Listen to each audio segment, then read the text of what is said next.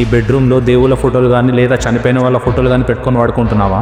చూడు, పడక గదిలో ఆ ఫోటో ఉండొచ్చు, ఈ ఫోటో ఉండకూడదని కొంతమంది చెప్పేస్తున్నారు రకరకాలుగా. ఏ గదిలో ఏ ఫోటో లెక్క ఉంటుందండి, పిచ్చి మాటలన్నీ మాట్లాడుతారు. దేవుడు బొమ్మ అయినా సరే పడక గదిలో ఎదురుగా ఉండొచ్చు.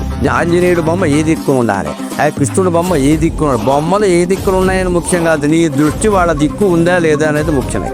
కాళ్ళు చాపుతున్నాడు కదా, ఎదురుగా గోడ మీద ఉంది కదా, కాళ్ళ వైపు ఉండొచ్చు. ఆ కాళ్ళు చాపింది కూడా అమ్మవారే, బొమ్మలో ఉన్నది కూడా అమ్మవారే, మంచం అనేది కూడా అమ్మవారే, ఆ గది మొత్తం అమ్మవారే, ఈ సృష్టి మొత్తం అమ్మవారే. అదే భావనతో అందరూ విన్నారు కదా. నువ్వు పడుకునే ముందు దేవుళ్ళ ఫోటోలు, చనిపోయిన వాళ్ళ ఫోటోలే కాదు, పంచముఖి హనుమాన్ ఫోటో ఉందా లేదా చూసుకోండి. ఒక పాజిటివ్నెస్ కోసం మనం ఏదైనా సాధించాలనుకుంటే ఆ ధైర్యం కోసం హనుమాన్ మనకి ఎల్లప్పుడూ తోడుంటాడు. ఒకవేళ మీ ఇంట్లో లేకపోతే మీకు కావాలి అనుకుంటే జై హనుమాన్ అని కామెంట్ చేయండి, నేను మీకు లింక్ పంపిస్తాను.